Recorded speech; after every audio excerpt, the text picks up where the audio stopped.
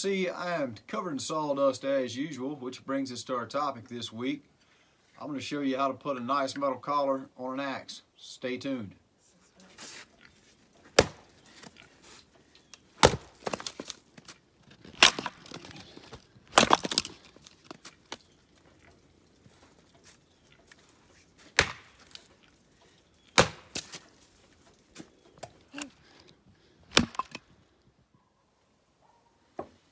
We heat with wood, so we cut a lot of wood every year, and we also split a lot of wood every year, and we end up usually messing an axe handle or two up in 2 years' time. Not in a year, unless one of the kids is splitting wood.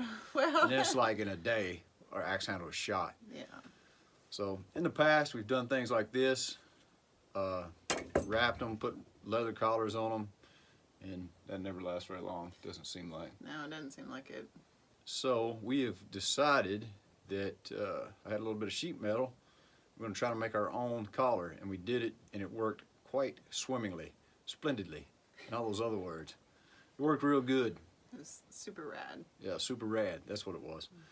So we're going to kind of spread the word and show you guys a pretty easy fix for the axe handle blues, as I like to call it, because it makes you sad when your axe handle's broke. And I mean, we're not a proponent of those axes that are made of composite materials. I bought one time, and Keith, he swears that he didn't do anything to it, but I know he threw it away or hit it or something. But I mean, you can't destroy one of those. That's a good thing. But the feel is totally different. So I mean, I'm with him, but this is a alternative to having to buy one of those pieces of petroleum congealed.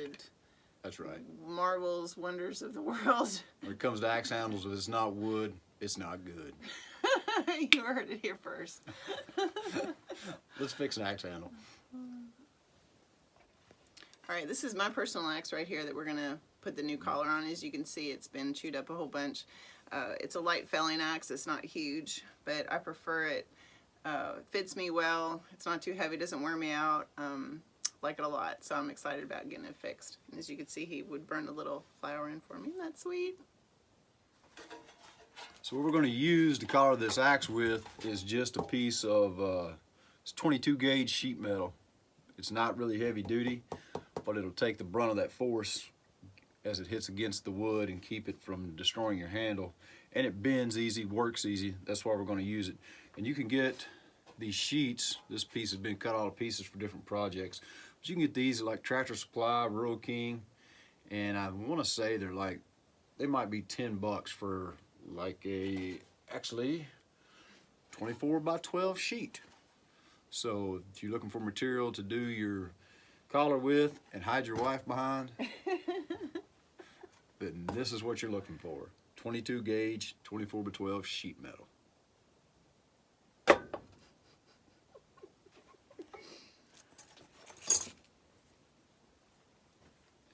What we got to do first is measure the circumference around the handle, or where the circumference around the handle would have been, because there's some of it gone. But I'm going to use real high-tech measuring device. It's a piece of copper trapping wire, because it's what happens to be laying here.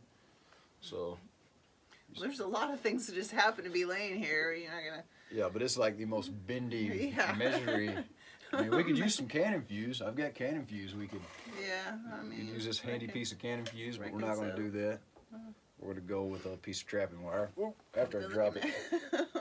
We were going to go with a piece of trapping wire. Now we're still going. Hey, look. Actually, we'll use this. And yeah, this is pretty much how we are in real life. Do you want me to hold it right out? Yeah. So I'm just going to take that, wrap the handle, and what that's going to do is just give me a straight line I can work off of. And I'll take that, put it on the sheet metal, and that'll give me, what would that be, the circumference? Yeah, it'll give me the linear length of the circumference. I'm going to say smart words. Or in hillbilly speak, how far around should wrap? There you go. Do some figuring. So next what you want to do is take your fancy measuring string, wire, or even they make tape measures that work for this too. Crazy talk. And figure about what length you want the collar. And I'm gonna go just slightly below where all the abuse generally happens. Alright, so that's a measurement of that much string. It's about like 3.5 inches. If I was to guess. Maybe 4. Maybe 4. Results will vary. Now, of course, it's going to be a little bit of a taper, so it'll be a smaller string measurement towards the bottom. So we go from that much string to that much string. So now we need that much string. So one thing I failed to mention, other than a busted axe and a piece of sheet metal 22 gauge, you will need some tin snips. That's the only other tool you need. And these are not the best tin snips. I just happened to find them laying over there. So, but I think they're sharp enough to do what we want to do. Jennifer probably has my good tin snips hid somewhere. I'm positive. You probably have your good tin snips hid from me.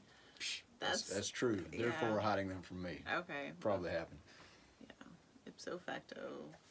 And two, safety first, because everybody knows metal's sharp, because that's what they make knives and axes out of, and it'll cut you. Little known fact. Good looking out. Yep. So put on your PPE, your burn-up gloves, and you're ready to rock.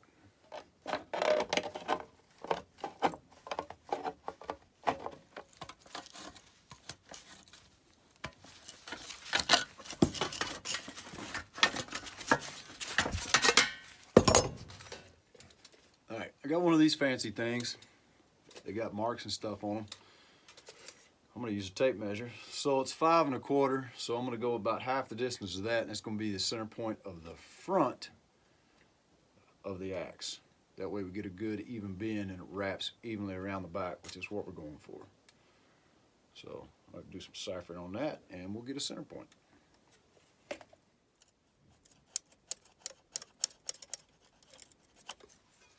Alright, this 22 gauge, like I was saying a while ago, it's really bendable. I mean, you can get it started. What you're going to do for your collar, I like to kind of just bend it around my hand. And then we will chuck the axe up in the vise and just work it around and close it up. We have to do a little trimming to kind of make it fit perfectly, especially since this axe handle's kind of damaged. But just kind of play it by ear and eyeball it and make it work.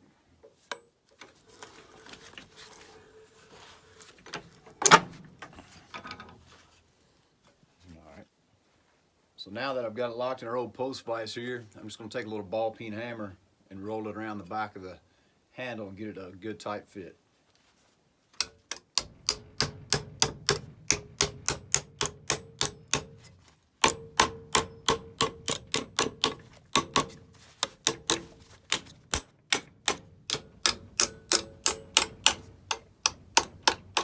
So you can see we got a pretty good fit on it. Still a little loose, so we're going to have to find a way to attach it. What I've been doing is taking some really small staples, put it in my drill press, drill a couple of holes through the metal, and then attach it to the handle. If you drill your holes, it won't cause the handle to split out, and it'll stay secure for quite some time. It's going to extend the length of this axe handle. I'd say we'll get another year out of it anyway. Get another good season of firewood cutting out of it, which at this point is rolled away and chewed away as it was. That's all we're going for.